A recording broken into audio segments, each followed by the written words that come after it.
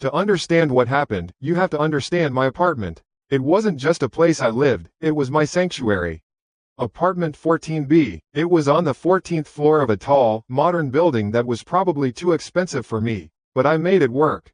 It was my one big splurge after I landed my first real job out of college. From my living room window, I could see a sliver of the city park, a little patch of green wedged between concrete and glass. At night, the view was even better, a sea of glittering lights that made you feel like you were a part of something huge, but from a safe distance. The whole place was my little OCD kingdom. I'm not saying that in a cute, quirky way. I mean I genuinely find comfort in order. Keys always went in the small ceramic bowl by the door. Mail, sorted immediately. Junk in the recycling, bills on the magnetic clip on the fridge. Shoes came off on the mat and went straight into the closet. It was a ritual, a series of small, controllable actions that walled off the chaos of the outside world. After 8 hours of sitting in a cubicle, answering emails, and making small talk I didn't care about, the sound of my deadbolt clicking shut behind me was the sound of exhaling a breath I didn't even know I was holding. This all started on a Tuesday, which is probably the most boring day of the week, so it felt fitting. I got home around 6:30, did the whole routine, keys in the bowl, mail sorted, shoes away. I remember I was tired. Not just sleepy tired, but that deep, bone-weary exhaustion that comes from a day filled with meaningless tasks. The apartment was quiet except for the low, familiar hum of the refrigerator. I dropped my bag on the floor, shrugged off my blazer, and padded into the kitchen. Dinner was going to be leftover pasta, the kind that's never as good on the second day but requires zero effort, which was all I had to give. While the microwave did its thing, I flopped onto my gray sofa, the one I'd spent months saving for, and pulled out my phone. It was second nature. Unlock, tap the little camera icon of Instagram. My feed was the usual mix. My friend Mark was hiking somewhere with incredible views, trying to make us all jealous. Another friend, Sarah, had gotten a new puppy, a little golden retriever that looked like a fluffy potato. I smiled, tapped a heart on the picture, and kept scrolling. It was all so normal, so predictable. It was a curated, sanitized version of life, and at that moment, it was exactly what I needed. I was halfway through a video of someone making a ridiculously complicated cake when my phone buzzed with a message from my best friend, Lily. The notification banner popped up at the top of my screen. Lily, Anna, WTF is this? Attached to the message was a screenshot. I opened it. My heart didn't drop. I didn't gasp. My first feeling was just confusion. It was a screenshot of an Instagram profile. The profile picture was me, the same one I was using on my own account. A shot from last summer at the beach. My hair was a mess from the wind and I was smiling, really genuinely smiling. The name was Anna Nguyen. The bio read, just trying to find the pretty things in life. 26. City dweller. That was my bio, word for word, but the username was wrong. Mine was Anna Nguyen. Simple. This one was Anna Nguyen _. There was an underscore at the end. A tiny, almost insignificant little black line. I stared at it. The account had posted a few pictures. I recognized them all. There was one of me and Lily from her birthday 2 years ago, our heads pressed together, both of us a little drunk. There was one of the latte art from my favorite coffee shop, a picture I'd taken months ago. And one of my cat, Mittens, when she was a kitten, curled up asleep on my lap. They were my pictures, my memories. The microwave beeped behind me, snapping me out of it. I ignored it. I typed back to Lily. Me, that's so weird. Some kind of bot? Lily, I don't know, it's creepy. It requested to follow me. That's how I saw it. The account is private. My fingers flew across the screen. Me, it's probably just some spam account that scrapes photos. Don't worry about it. Did you block it? Lily, yeah, immediately. And reported it. You should too. I went back to the Instagram app and typed Anna Nguyen _ into the search bar. Nothing came up. User not found. Right, of course. Lily had blocked it, which for some reason meant I couldn't find it from my end. Or maybe it had already blocked me preemptively. Weird. Me, can't find it. You probably scared it off lol. Lily, it just gives me the creeps. Seeing your face on a stranger's account. Me, it's fine. It's just the internet. It's probably already been deleted. I said it mostly to reassure her, but I think I was trying to reassure myself, too. There had to be a logical explanation. It was a bot, or a glitch in the app. Or, at worst, some bored, pathetic person with way too much time on their hands was playing a stupid prank. It was annoying, a violation of that weird, unspoken digital privacy we all expect, but it wasn't scary. It was just pathetic. I told Lily I was reporting it for impersonation, even though I couldn't find the account to do it directly. I figured I'd just let the Instagraph system handle it. I finally got up, pulled my lukewarm pasta from the microwave, and sat back down on the sofa. I ate while watching some mindless show on Netflix, the kind you don't have to pay attention to. The whole incident with the fake account felt like a tiny gnat buzzing around my head. Irritating for a moment, but you swat it away and forget about it. My apartment was still quiet. The city still glittered outside my window. I was safe in my little kingdom. The world was still in order. I finished my pasta, washed the dish, and went through my nighttime routine. I took a long, hot shower, letting the steam fog up the mirror. I brushed my teeth. I changed into an old, soft t-shirt and a pair of pajama pants. I double-checked the deadbolt on my front door. Locked, secure. Mittens, my actual, real life, not a picture cat, jumped onto the bed as I climbed in. She curled up by my feet, a warm, purring weight that anchored me to reality. This was real, the soft blanket, the weight of the cat, the familiar scent of my laundry detergent on the pillowcase. The digital world, with its weird glitches and fake accounts, was out there. In here, I was fine. I picked up my phone one last time, a habit I was always trying to break. I scrolled through a few more posts, my thumb moving on autopilot. My eyelids felt heavy. I was just about to set the phone down on the nightstand when a new notification popped up. It wasn't a text message or a new like. It was a system notification from Instagraph, the kind you usually ignore. It had a little blue checkmark next to it. I tapped it. The screen refreshed, showing me a bland, corporate-looking page with black text on a white background. Update on your report. My brow furrowed. I hadn't even been able to file a report. Maybe it was an automatic follow-up to Lily's report? I kept reading. We have reviewed the account you reported for impersonation. After reviewing the profile of Anna Nguyen_, we have found that it does not violate our community standards.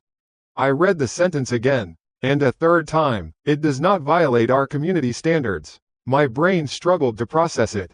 How? How could an account using my photos, my name, my bio, not be a violation? It was the literal definition of impersonation. Was their review process done by a bot? Did a real person even look at it? I just lay there in the dark, staring at the screen. The blue light from the phone cast long shadows across my room, making familiar shapes seem strange and distorted. The easy annoyance I'd felt earlier was gone. It was replaced by something else. A cold, prickling sensation that started in the pit of my stomach. It wasn't panic. It was a deeper, quieter feeling. A feeling of unease. The gnat I had swatted away hadn't gone. It was still there, buzzing just out of sight. And for the first time, lying in the safest place I knew, I felt a flicker of doubt. The message on the screen felt like a judgment. It was as if the vast, faceless entity of the internet had looked at both me and my copy, and had decided that the copy was just as valid as the original. That it had just as much right to exist. To be me. The hum of the refrigerator in the other room, usually a sound of comfort, now seemed to be counting down to something. The city lights outside my window no longer felt distant and beautiful, they felt like a million unblinking eyes. And the underscore at the end of that username, that tiny black line, suddenly felt like a crack. A tiny fracture in the foundation of my well-ordered world, telling me that maybe, just maybe, I wasn't as in control as I thought I was. The next few days were, well, they were normal. Or at least, I tried to make them normal. The human brain has this incredible, and sometimes stupid, capacity for denial. The message from Instagraph, that clinical, corporate rejection of my reality, rattled around in my head for a day or so. But then work got busy. An urgent project was dropped on my desk with an impossible deadline. I had to focus. I worked late, ordered takeout, and fell into bed exhausted. The world of deadlines and spreadsheets and office politics doesn't leave much room for existential dread over a fake social media account. I told myself it was a glitch, a sophisticated bot that had somehow fooled their algorithm. That was the only explanation that let me sleep at night. I convinced myself that the account was probably gone now, deleted by its weird creator after their little prank failed. I didn't search for it again. I didn't want to know. Out of sight, out of mind. It was a fragile peace, but it was peace nonetheless. I even started to feel a little silly for how much it had shaken me. It was just the internet, after all, a place full of weirdos. That Friday, I left work feeling like I could finally breathe. The project was submitted, the weekend stretched ahead, a clean slate. I'd made plans to meet Lily and some other friends for a low-key dinner. I was actually looking forward to it, to just being a normal person doing normal things. I was walking home, the late afternoon sun was warm on my face, and for the first time all week, the knot in my stomach had completely dissolved. I felt light, and that's when my phone buzzed. It wasn't a single buzz for a text message. It was a series of rapid-fire vibrations, the kind that means you've just been tagged in something and the comments are already rolling in. I pulled it out of my pocket, a smile on my face, assuming it was a meme or an old photo someone had dug up. The notification was from Instagram. You were tagged in a photo by Anna, Nguyen_. My smile vanished. The name hit me like a splash of ice water. The underscore, that tiny, malevolent black line. For a second, I just stared at the notification on my lock screen. My heart started that fast, shallow beat I was beginning to associate with this whole thing. A part of me screamed not to open it.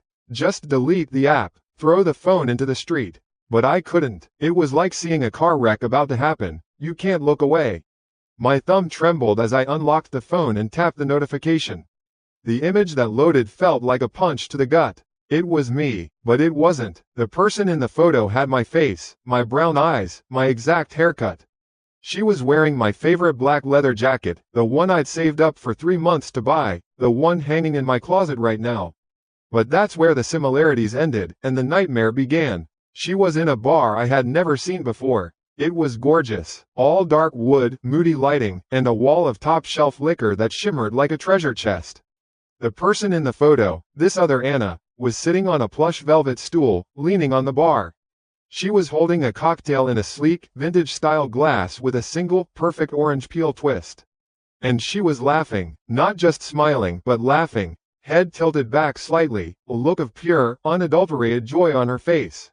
My face. It was a beautiful photo. Professionally beautiful. The lighting was perfect, catching the highlights in her hair. The focus was sharp on her, with the background artfully blurred. It looked like a shot from a magazine. It was a version of me I'd never been, effortlessly cool, sophisticated, the kind of person who belonged in a place like that. And then I saw the comments. They were all from my friends. My real friends. Mark. Whoa, where is this? Looks amazing. Living your best life, Anna. Sarah. Okay, new profile pic alert. You look stunning. You have to tell me where you got that drink. Another friend, Ben. Since when are you this fancy? Go out on a Friday without us? I'm offended. Tears of joy. I felt the blood drain from my face. My hands started to shake. I scrolled down, my vision blurring. There were a dozen comments just like that, all from people I knew, people I loved. They all thought it was me. Why wouldn't they? It was my face, my jacket. My fingers felt clumsy and slow as I tried to type a reply under the photo. That's not me. I hit send. It looked pathetic, hiding there amongst all the cheerful, oblivious comments. A few seconds later, a reply from Mark popped up. At Anna.Nguyen lol what? Are you drunk already? Winking face. I typed again, frantically this time, my thumbs mashing the keys. I'm serious. This isn't me. I don't know who this is. I'm at home. Except I wasn't. I was standing frozen on a sidewalk, but it didn't matter. Sarah replied, Anna, are you okay? That's a weird joke. I backed out of the comments, my chest tight. I felt like I was suffocating in broad daylight. I went to the account's profile. Anna, Nguyen_. It was no longer private. It was wide open for the world to see. It still had my old photos, but now this new one was at the top, gleaming and perfect. The account had over 1,000 followers now. A week ago it had 0. Who were these people? I clicked on the follower list. A few were my own friends who had clearly followed this new account, but the rest were strangers, hundreds of them. I tried to report the photo. I clicked the 3 little dots. Impersonation, hate speech. I didn't care. I clicked everything. Reporting as spam. A small pop-up appeared. Thank you for your feedback. It felt like a useless platitude. I tried to report the account again. I went through the steps, attaching a picture of my driver's license, explaining in the little text box that this person was stealing my identity. This is not me. This account is posting photos of me in places I've never been. Please help. I hit submit. I knew, with a sinking certainty, what the response would be. Does not violate our community standards. I felt a wave of such profound helplessness that it almost brought me to my knees right there on the sidewalk. I was screaming for help into a digital void, and the echo that came back was just a polite, automated dismissal. This thing, this person, this entity, it was wearing my skin, living a better, more exciting life with my face, and everyone was not only believing it, they were applauding it. They were liking it. And my own protests just made me sound crazy. A few more notifications came in. Private messages this time, from Sarah. Hey, you okay? Your comments on that pic were a little strange. Call me if you need to talk. From Ben. Dude, what's up? If you're mad we didn't invite you out tonight, just say so. No need to be weird about it. They didn't believe me. Of course they didn't. What was more likely? That I was being a little passive-aggressive and weird, or that a mysterious, identical doppelganger was staging professional quality photo shoots to systematically steal my life? I sounded unhinged. This thing wasn't just stealing my photos, it was stealing my credibility. It was isolating me, turning my own friends against me with my own face. I finally stumbled home, my mind a fog of panic. My sanctuary, apartment 14B, felt different. It no longer felt secure. I double-checked the deadbolt, then checked it again. I walked into my bedroom and threw open the closet door. There it was, my black leather jacket, hanging right where it should be. I touched the sleeve. The leather was cool and real. This was real. So how was it also in that picture? Did they buy an identical one? The thought was somehow more disturbing than the idea of them stealing it. It implied a level of planning, of dedication, that was terrifying. I canceled my dinner plans. I texted Lily a vague excuse about a migraine, my hands still shaking too much to make a phone call. I couldn't face them. I couldn't handle the confused, pitying looks. I couldn't begin to explain something I didn't understand myself. I just sat on my sofa in the dark, the city lights outside my window no longer looking like a glittering promise, but like a million hostile eyes. I spent the next hour in a daze, just staring at my phone, at that photo. At her, the other Anna, the better Anna, the one with 1,000 followers. The one who wasn't sitting alone in the dark, terrified. And then my phone rang. The screen lit up with a picture of me and my best friend, goofy and happy. Lily, it said. I almost ignored it. I didn't have the energy to lie to her. But then a second call came immediately after the first went to voicemail. That was our signal. That meant it was important. I took a deep, shuddering breath and answered. Hello? My voice was barely a whisper. Anna? Thank God. I was getting worried. Lily's voice was tense. She wasn't just checking in. Something was wrong. What the hell is going on? I saw the picture, and your comments. Are you alright? I don't know, Lily. I don't know what's happening. I choked out, the tears I'd been holding back finally starting to fall. That's not me in that picture. I swear. There was a pause on the other end of the line. It was a weighted silence, filled with doubt. I could feel it, even through the phone. Anna, she said, her voice dropping lower, more serious. I believe you. I mean, I don't get it, but, okay. But that's not why I'm calling. Then why? She took a breath. Look, this is going to sound crazy. After I saw the post, I was pissed. I thought you were just playing some stupid game. So I messaged that account, the fake one. My blood ran cold. You what? I was angry, okay? I just sent it a message, something like, what's your deal?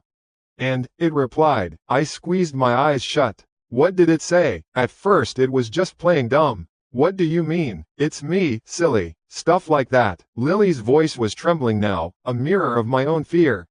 And I kept pushing, telling it to stop messing around. And then it said something else. I waited, my entire body rigid. Anna, Lily whispered, and her voice was so full of confusion and fear that it made the hair on my arms stand up. It asked me if I ever got the stain out of the rug. From freshman year, when I spilled that bottle of red wine, the cheap stuff, all over the floor of our dorm room, and we spent all night trying to clean it with club soda and salt before the raw saw it. The room started to spin. My phone felt like a block of ice in my hand. It wasn't a secret we ever told anyone. It wasn't on social media. It wasn't in an email or a text message that could be hacked. It was a memory, a stupid, trivial little memory that existed only in two minds. Hers, and mine. Lily, I stammered, but no other words came out. Anna, she said, her voice cracking. How could it know that? How is that possible? Please, just tell me. Are you absolutely 100% sure you're not messing with me? I don't remember hanging up the phone with Lily. I just remember the silence that came after. The kind of silence that's so total it has a sound, a high-pitched ringing in your ears. The memory of the spilled wine wasn't just a secret. It was a stupid, insignificant, forgotten piece of our history. It was the kind of thing you'd only know if you were there, living it. It was proof, not the kind of proof you can show to the police or to some faceless moderator at Instagram, but the kind of proof that settles deep in your gut like a block of ice. This wasn't a bot. It wasn't a random hacker. This was something else, something that knew me. Sleep didn't come that night. How could it? Every creak of the building, every siren in the distance, sent a jolt of adrenaline through me. I lay in bed, staring at the ceiling, my phone clutched in my hand like a talisman. I kept it on, the screen brightness turned all the way down. I was too afraid to turn it off, but too afraid to look at it. I was trapped. I got up at least 4 times to check the deadbolt on my front door. I'd walk on tiptoe from my bedroom, my heart a frantic drum against my ribs, and I'd jiggle the lock. Locked. Solid. Then I'd go back to bed, and 10 minutes later, a sliver of doubt would creep in. Did I really check it? What if I just thought I did? And the whole ritual would start again. It was insane, I knew it was, but I couldn't stop. The apartment, my fortress of solitude, had suddenly become a cage with an invisible door. The next morning, I looked in the mirror and didn't recognize the person staring back.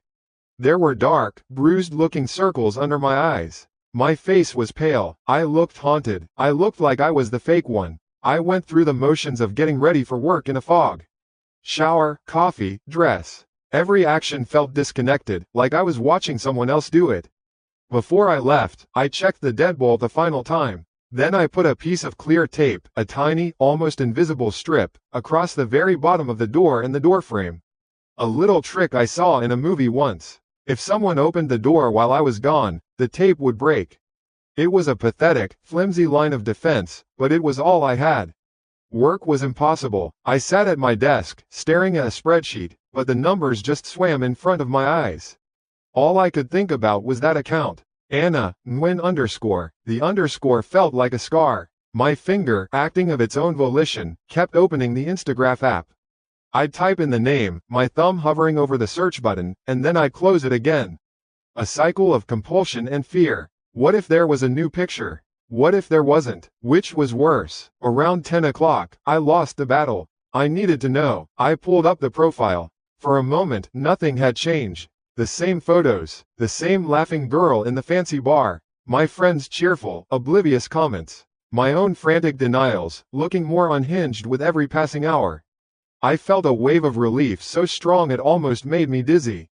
Nothing new. Maybe it was over. Maybe it had said its piece to Lily and moved on. And then I refreshed the page. It was almost instantaneous. A new photo bloomed at the top of the feed. My breath caught in my throat. It wasn't a picture of me this time. It was a picture taken by me. Or rather, by her. By the other me. It was the view from my apartment balcony. My balcony, the one I was standing on just this morning, drinking my coffee.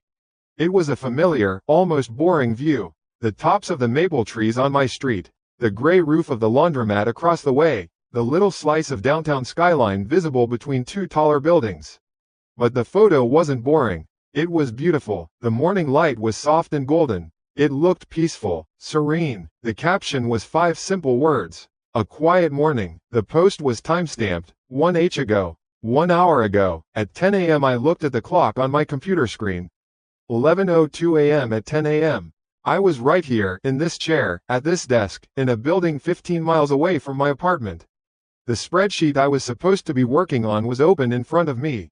I had a dozen emails in my inbox to prove I was here. But someone had been on my balcony. Someone had stood in my home, held up a phone, and taken a picture of my view. The world tilted, the low hum of the office, the keyboards clicking, the phones ringing, the quiet chatter, faded into a distant roar.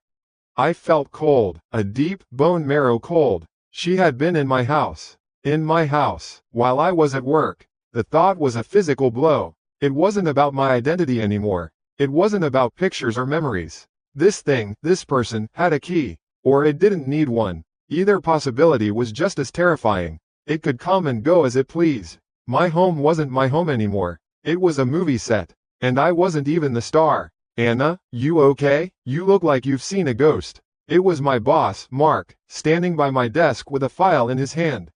I looked up at him, my eyes wide. I'm sure I looked insane. I couldn't form words. A ghost? No, worse. Not a ghost of someone dead, but a ghost of someone living. Me. I have to go, I stammered, my voice sounding thin and reedy. I'm not feeling well. A migraine. It's really bad. He looked concerned. Oh, okay, yeah, you do look pale. Go home, get some rest. Let me know if you need anything. I grabbed my purse and my jacket, my movements jerky and uncoordinated. I didn't even shut down my computer. I just fled. I half walked, half ran out of the office, ignoring the confused looks from my colleagues. The elevator ride down felt like an eternity. My mind was racing, a chaotic storm of questions. How did it get in? Was it still there? What did it want? I got a cab. I barked my address at the driver, and then spent the entire 20-minute ride staring out the window, my leg bouncing uncontrollably. Every person on the sidewalk looked like a suspect. Every car that pulled up alongside us seemed to be watching me. Paranoia was a physical thing now, a thick, choking blanket. I was living in a horror movie, and I didn't even know the rules. When the cab pulled up to my building, I threw a $20 bill at the driver and scrambled out before he could even make change. I ran to the front door, fumbling for my keys. My hands were shaking so badly it took me 3 tries to get the key in the main lock. The lobby was empty. I bypassed the elevator and took the stairs, taking them 2 at a time, my lungs burning. 14 flights. I didn't care. I needed to move. When I reached my floor, I was gasping for breath, sweat dripping down my temples. I crept down the hallway to my apartment, 14B. The door looked normal, unthreatening. Then I remembered the tape. I knelt down, my heart hammering against my sternum so hard I thought it might break through. I peered at the bottom of the door. The little piece of clear tape was still there, intact, unbroken. For a single, insane second, I felt relief. It was a mistake, a glitch. Maybe the photo was old, and Instagraph had just messed up the timestamp. Maybe, but I knew better. The light in the photo was morning light. Today's morning light. The tape being intact wasn't a relief. It was a confirmation of something so much worse. It meant the person didn't use the door, or they were so meticulous they'd seen the tape and replaced it. No, the simplest explanation was always the most likely, right? And the simplest explanation was that I was losing my mind. That I'd taken the photo this morning and completely forgotten. That I was the one doing all of this to myself. No, I shook my head, trying to clear it. I knew I was at work. I was not crazy. I unlocked the deadbolt. I turned the knob. The door swung open into silence. Hello? I called out, my voice a pathetic squeak. Nothing. I stepped inside, my purse held in front of me like a flimsy shield. The air was still. Everything was exactly as I had left it. The mail was on the little entryway table. The throw blanket on the sofa was still rumpled in the exact same way. I walked through the small apartment, my senses on high alert. I checked the living room, the kitchen, the bathroom. I looked under the bed. I threw open the closet door. Nothing, no one, not a single thing was out of place. Nothing was broken, nothing was stolen. My laptop was still on my desk. My jewelry box was untouched. The cash I kept in a drawer for emergencies was still there. It was immaculate, and that was the most terrifying part. A burglar would have made a mess. A violent intruder would have left a sign. This was different. This was clean. This was a violation without evidence. It wasn't about taking my things. It was about taking my space, my sanity. It was a silent, screaming declaration. I can be here whenever I want. This place is not yours anymore. You are not safe. I sank onto the sofa, completely drained, my body trembling with the aftermath of adrenaline. My eyes scanned the room, looking for anything, any tiny detail that was wrong. But there was nothing. It was perfect. Too perfect. I felt like I was going to be sick. My gaze drifted towards the balcony, towards the glass sliding door. The source of it all. And that's when I saw it. It was a small thing. A detail so trivial that on any other day, I would never have noticed. On the little wire shelf on my balcony, next to the rusting watering can, sat my pothos plant. Its green, heart-shaped leaves were glossy and dark. A single drop of water clung to the tip of one leaf, shimmering in the afternoon light. My eyes narrowed. I got up slowly and slid the glass door open. I stepped out onto the concrete. I touched the soil in the pot. It was dark and damp, cool to the touch. The plant had been watered, and I knew, with a certainty that was as absolute and cold as the grave, that I had not watered it this morning. I hadn't watered it in 3 days. The damp soil clung to my fingertips, cold and real. It was proof. Not the kind of proof I could show anyone, but the kind that bypassed the brain and went straight to the gut. It was a violation so intimate, so quiet, it was louder than any smashed window or broken lock.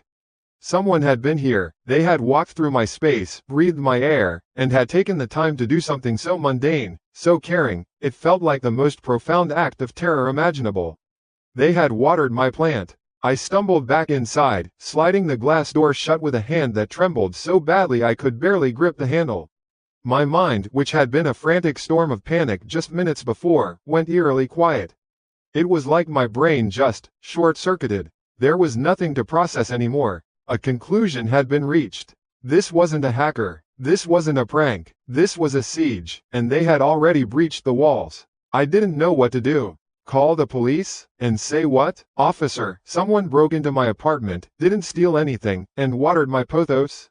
I could hear how insane it sounded. They'd think I was crazy, or drunk, or both. I sank onto the floor, my back against the sliding door, and just sat there in the silence. The apartment no longer felt like mine. It felt like a stage, and I had the terrifying suspicion that I wasn't the only one in the audience. I was being watched, not through a camera, not anymore. The watcher was in the room with me, an invisible presence that left behind only damp soil and the ghost of its footsteps. My phone, lying on the coffee table, suddenly buzzed. The sound was so violent in the stillness that I jumped, a small, choked gasp escaping my lips. For a long moment, I just stared at it. Another picture? Another message from some clueless friend? I couldn't take it, but the screen lit up again. It was a phone call. The name on the screen made my blood run cold. Mom. My hand shook as I reached for the phone and swiped to answer. Mom? I tried to keep my voice steady, but it came out as a reedy whisper. Anna, what on earth is going on? Her voice wasn't warm or concerned. It was sharp, edged with an annoyance I knew all too well. It was her, I'm not angry, I'm just very disappointed, voice. I just got the strangest message from you. Message? Mom, I didn't. Don't lie to me, Anna, she cut in. You know I hate that. Asking me for $500? For an emergency utility bill. We talked about this. You said your new job was going well. If you're in some kind of trouble, you need to tell me, not send some weird, formal text message like I'm a bank.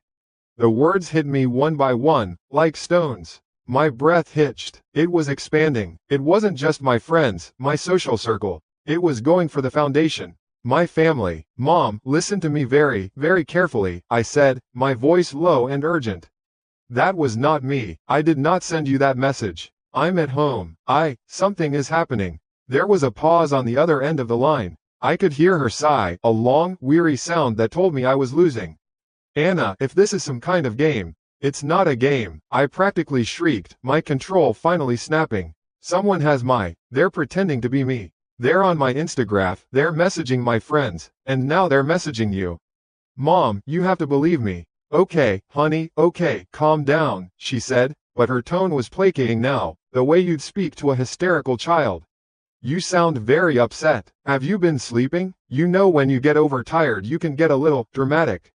Dramatic. The word hung in the air between us. She didn't believe me. To her, the more frantic I sounded, the less credible I became.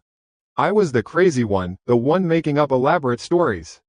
The other me, the one in her phone, was calm, collected, and just needed a little help with a bill. Which one would you believe? I'm not being dramatic, I said, my voice sinking into defeat. Just, please, Mom. Don't send any money, and don't reply to any more messages from me unless you talk to me on the phone first. Okay, all right, Anna, she said, the weariness back in her voice. I have to go. Your father's waiting for dinner. Get some rest, and call me tomorrow, when you're feeling calmer. The line went dead. I held the phone to my ear for a few seconds longer, listening to the dial tone. I had just been attacked, and in trying to defend myself, I had only managed to wound my own credibility. The thing wearing my face was smarter than I was. It knew my mother. It knew exactly which buttons to push, not just to get money, but to make me look unstable. It wasn't just stealing my identity, it was replacing it with a better, more believable version of me, while the real me was left to flail and scream and look like a lunatic. I spent the next hour in a fugue state, pacing my small apartment. I checked the locks again, and again. I looked out the peephole every 30 seconds. The hallway was always empty. The silence was a constant pressure against my eardrums. I was a prisoner in my own home, too afraid to stay, too afraid to leave. My phone buzzed again, a text message this time. It wasn't a number I recognized. "Hey, I'm at the Daily Grind. Little out of the way for me, but you said it was important. Where are you?" I stared at the message. The Daily Grind? I hadn't been there in years. It was a coffee shop halfway across town, near the university I used to attend. Then a second message came through from the same number. "Anna, this isn't funny. I blew off a study group for this." My fingers fumbled as I typed back. "Who is this?" The reply was almost instant. "Seriously? It's Mark Jensen, from Polishi? You messaged me on Instagram last night, said you needed to talk about something urgent." Mark Jensen. A cold dread washed over me. I hadn't spoken to Mark in at least 3 years. We were friendly in college, but we'd lost touch, like you do. Why him? It was so random, so specific. It was like this thing was methodically going through every contact I'd ever had, every forgotten connection, and setting little fires. "Mark, I am so sorry." I typed, my thumbs clumsy. "There's something going on. My account was hacked. I didn't send you that message." The 3 dots appeared and disappeared for what felt like an eternity.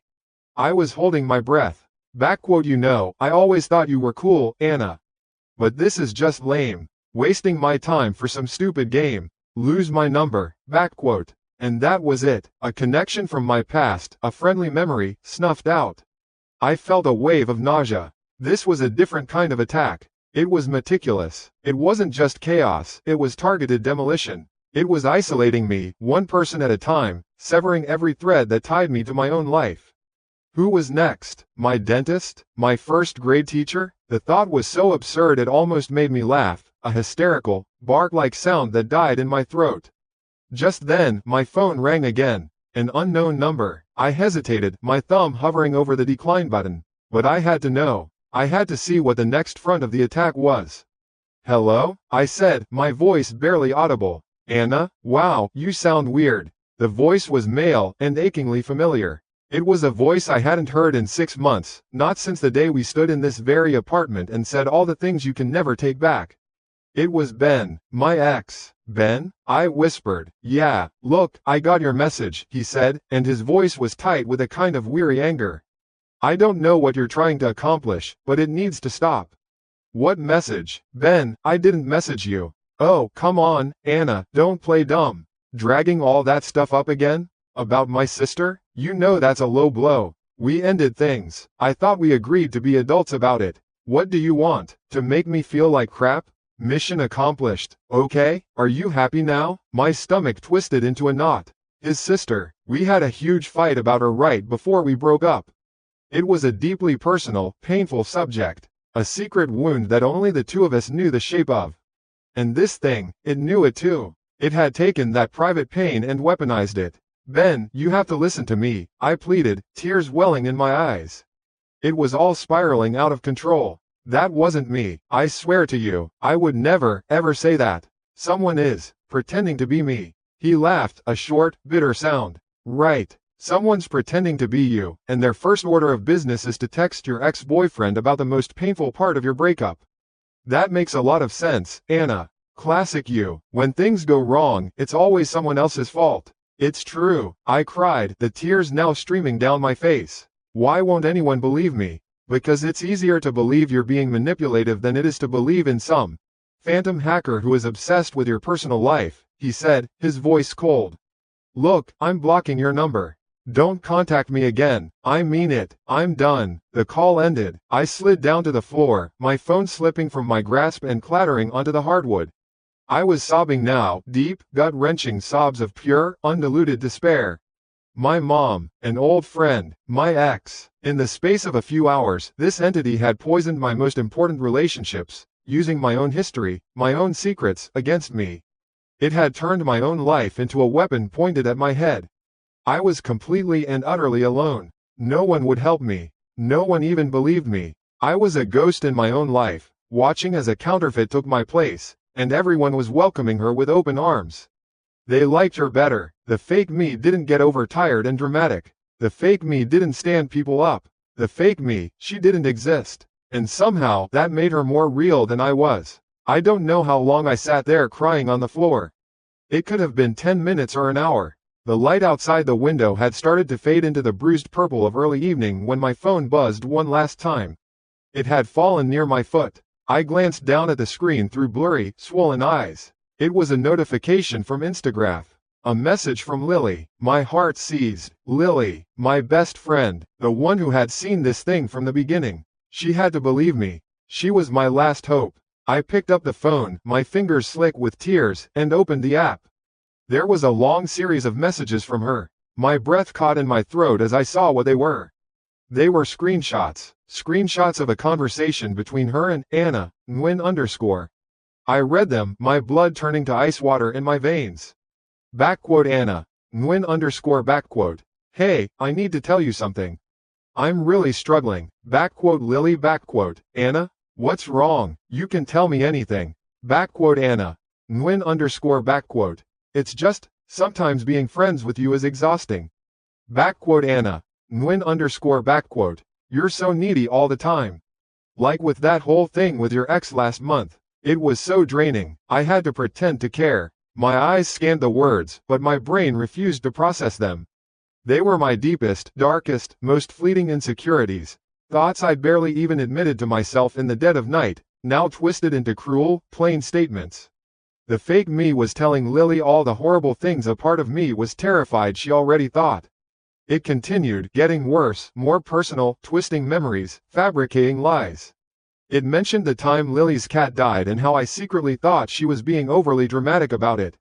It brought up a loan she'd given me years ago and implied I'd never intended to pay it back. It was a character assassination, executed with surgical precision. I scrolled to the bottom, dreading what I knew was coming. After the last screenshot, there were 2 new messages, sent directly to me. From the real Lily. The first one was just 4 words. I can't believe you, . And then the second one. The final one. Don't ever contact me again, you two-faced bitch, . I don't know how long I was on the floor. Time just sort of dissolved. It stopped being a thing I could measure. There was only the hardwood, cold against my cheek, and the phantom echo of Lily's words bouncing around in the empty space of my head. Two-faced bitch. It wasn't just an insult. It was a verdict. She had chosen the other me. They had all chosen the other me. My body felt hollowed out, like a gourd someone had scraped clean.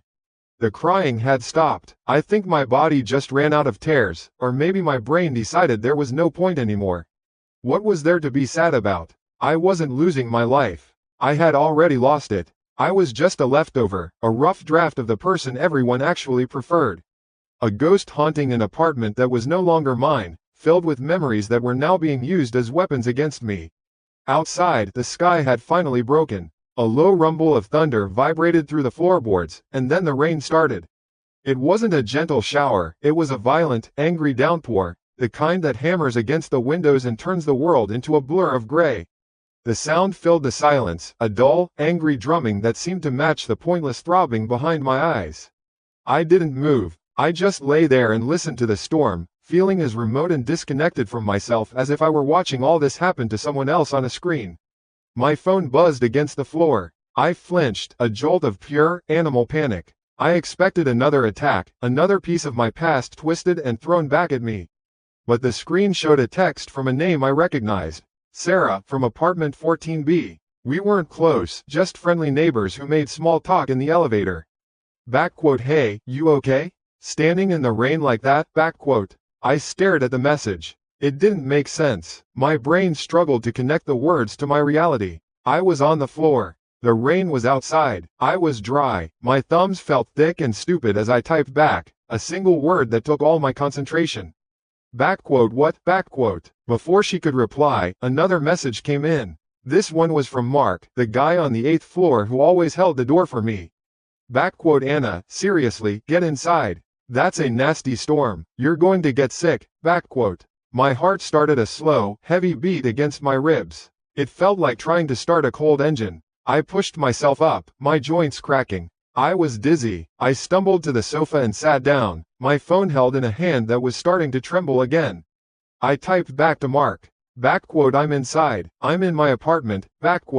Another buzz. It was a group chat for our floor. A new message from Mrs. Henderson in 12A. Dear, is everything all right? I just saw you standing by the main entrance. You looked so lost. They were coming in one after another. A cascade of confused, concerned messages from people who shared this building with me. People who knew what I looked like. And they were all seeing the same thing. They were all seeing me, standing downstairs in the middle of a thunderstorm. I scrambled off the sofa and went to the window, my bare feet cold on the floor. I pressed my face close to the glass, peering down through the sheets of rain at the street 12 floors below. The streetlights cast blurry, orange halos on the slick, black pavement. Cars moved slowly, their headlights cutting through the deluge. I could just make out the covered entrance to our building. There were a couple of people huddled under the awning, waiting for a break in the weather. But I couldn't make out any faces. I couldn't see me. My reply to the group chat was frantic.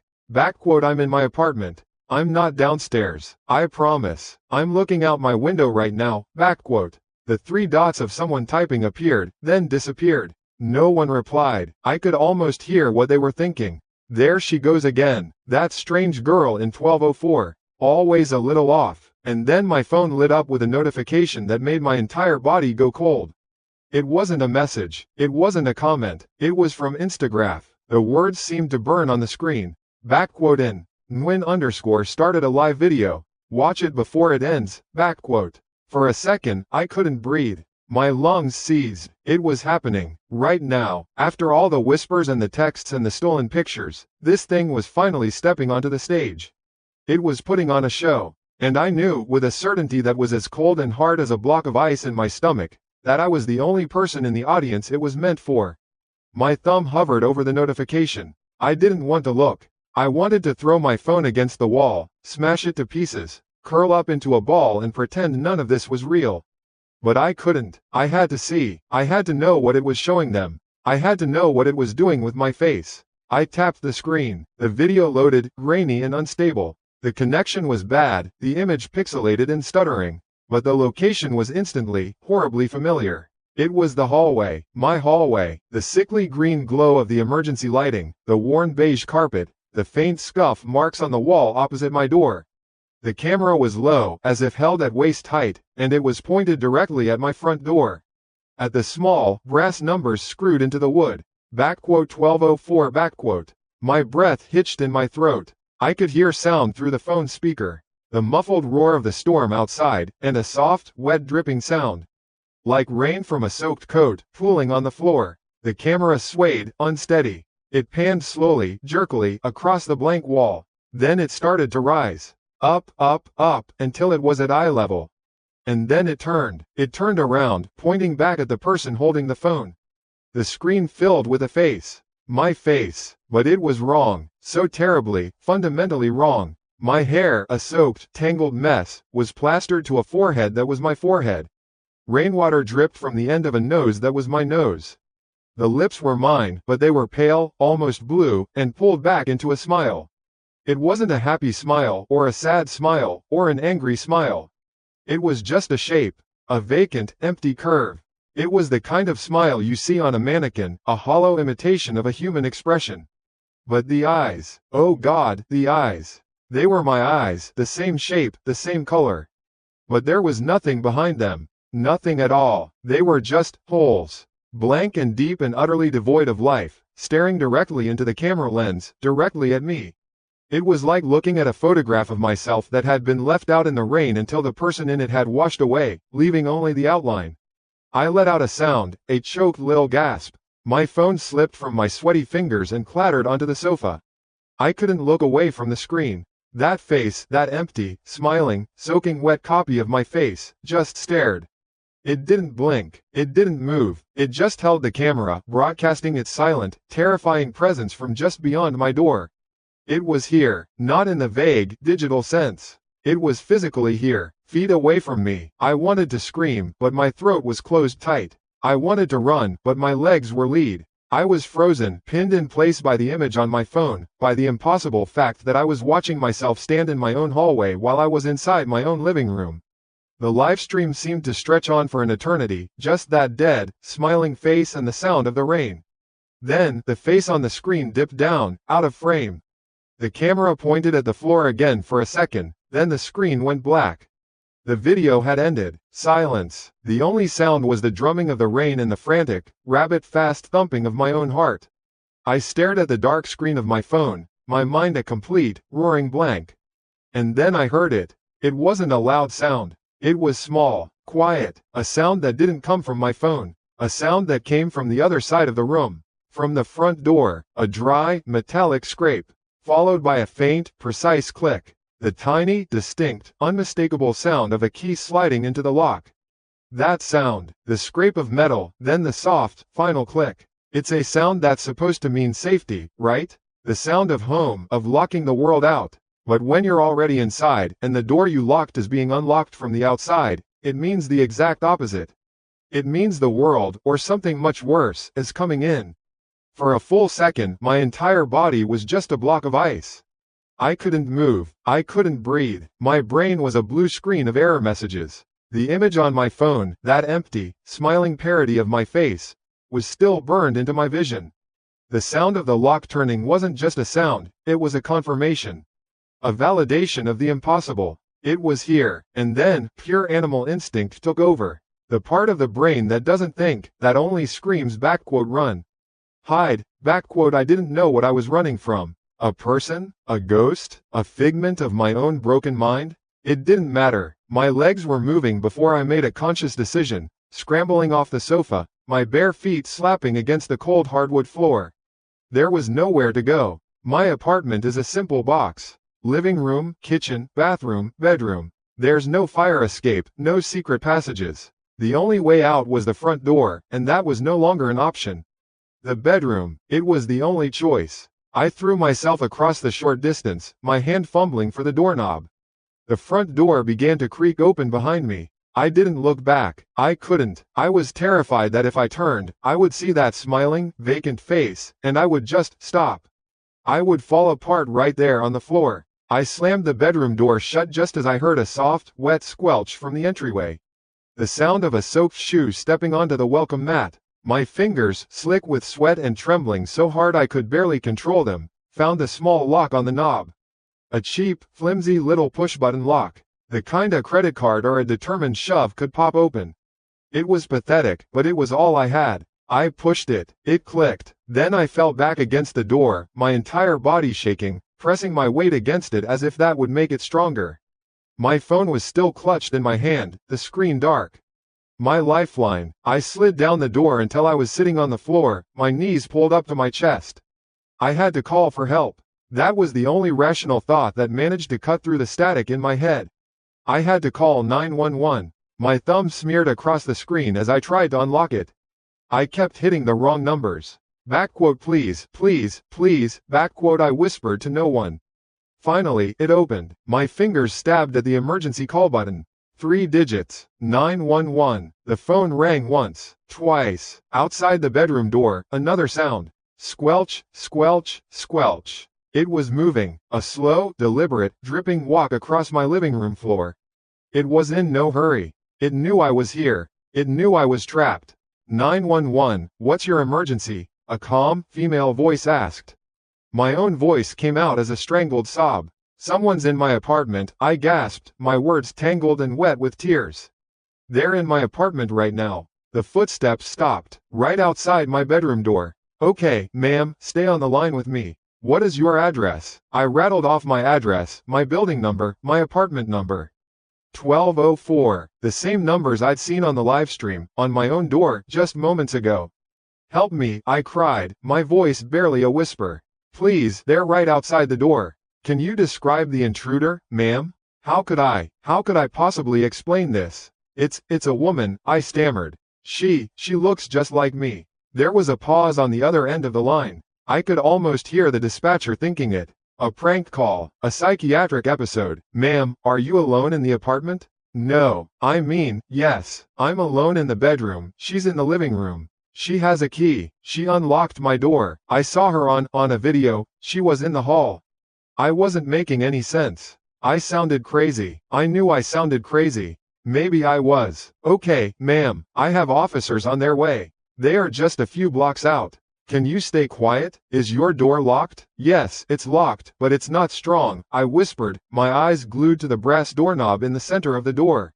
And then, it started to turn. It moved slowly. So slowly. It wasn't a frantic jiggle, not the movement of someone trying to force a lock. It was a deliberate, methodical rotation. As if it knew the lock was flimsy. As if it was savoring the moment. I let out a sound. I don't even know what it was. A high-pitched keen of pure terror. My back was pressed so hard against the door I thought my spine would snap. I watched, mesmerized by the horror of it, as the knob turned, until it couldn't turn any further. It stopped. The line from the dispatcher was still open, her voice a distant murmur of reassurance that didn't register at all. All that existed in the universe was me, this door, and the silent, turning knob on the other side. Then the pressure started, a soft push against the wood, then another, harder one. The door frame groaned. The flimsy lock was holding, but for how long? Push, creak, push, creak, and in that moment, faint at first, but growing louder with every beat of my terrified heart, I heard it. A sound from the outside world. A sound cutting through the rain and the storm. A siren. It was still far away, but it was unmistakable. It was real. The pressure on the door stopped. Instantly, the doorknob, which had been held at its furthest point of rotation, slowly, smoothly, turned back to its resting position. Silence. The footsteps. I strained my ears, listening for them. Nothing. Not a single sound from the living room. It was as if the apartment was empty again. The squelching, the dripping, the presence, it had just vanished into thin air the moment the siren started. "Ma'am, are you still there? I can hear the sirens. The officers are at your building now." The dispatcher's voice was suddenly clear in my ear. It stopped, I choked out. Whatever it was, it stopped. Loud, heavy banging on my front door. "NYPD, open up." I still couldn't move. I was paralyzed. I was safe, but I was still locked in my own terror. More banging, then the sound of splintering wood as they forced the front door. Heavy boots on the floor. Voices calling out, "NYPD, clear, living room clear." Then, a knock on my bedroom door. A different kind of knock. Firm, but not threatening. "Mom, this is the police. Can you open the door?" I tried to speak, but my throat was closed. I tried to stand, but my legs wouldn't obey. All I could do was sit there, shaking, crying silently. "We're coming in, ma'am." They didn't wait. A single, powerful kick and my bedroom door flew open, the cheap lock giving way instantly. Two officers stood there, guns drawn, their faces a mixture of concern and tactical readiness. They saw me, a crumpled mess on the floor, and their expressions softened. They cleared my room, the bathroom, the closets. One of them knelt down beside me while the other spoke into his radio. "Apartment is clear. We have one female, appears unharmed." He looked around the apartment. No sign of forced entry on the windows. "No one else is here." No, of course, no one was here. It was gone. They helped me up, wrapped a blanket around my shoulders, asked me questions I couldn't answer properly. They were kind, professional, but I could see the confusion in their eyes. A hysterical woman, a busted open front door that they had busted open, an unlocked apartment that was completely empty. They found no wet footprints, no sign that anyone else had been there at all. I moved out the next day. I couldn't spend another second in that place. I packed a single bag, left everything else, and went to stay on a friend's sofa, a friend who hadn't been poisoned by the other me yet. I didn't sleep for 3 days. Every time I closed my eyes, I saw that face. My face, smiling that dead smile. About 2 weeks later, I got a call. It was from a Detective Miller, the officer who had taken my statement that night. "Anna," he said, his voice was hesitant. "We've completed the incident report." "Okay," I said, my heart starting to pound. "I'm just calling to follow up. We reviewed all the security footage from your building. From the cameras in the lobby and on your floor. I waited, my breath held tight in my chest. The footage shows our officers arriving and entering the building, he continued. And it shows you leaving with them about 20 minutes later. But, well, this is the strange part. He paused, and I could hear him shuffling papers. We reviewed the full hour of footage from the camera in your hallway, right up until the moment my officers arrived on the scene. He took a breath. There's no one on the tape, Anna. The hallway was empty, completely empty. No one walks to your door. No one stands in front of it. No one uses a key. We saw absolutely nothing until you ran out of the apartment. The phone felt heavy and cold in my hand. The world seemed to tilt on its axis. The live stream, the face, the key in the lock, the doorknob turning. But, I saw it, I whispered. It was live. My neighbors saw it. They saw me downstairs. We checked the lobby and entrance cameras too, he said, his voice softening with what sounded like pity. You weren't there. No one matching your description was standing in the rain. Ma'am, are you sure you? He didn't finish the sentence. He didn't have to. I thanked him and hung up. I sat there on my friend's sofa, the afternoon light streaming through the window, and I felt a coldness that had nothing to do with the temperature. A coldness that started deep in my bones and spread outwards. The police report would say I had a panic attack, a hallucination brought on by stress. There was no intruder. There was no proof. But I know what I heard. I know what I saw. I know I felt that door pushing against my back. The thing in the rain, the face in the hallway, the hand that turned my doorknob, it was never captured on any camera. It leaves no footprints. It doesn't exist in a way that other people can see or record. It only exists for me. And the most terrifying part, the thought that keeps me awake now, night after endless night, isn't that it got into my apartment. It's that it was never really there. And yet, it was. It's still out there somewhere. It's not a person to be caught or a ghost to be banished. It's a copy, and it's still wearing my face.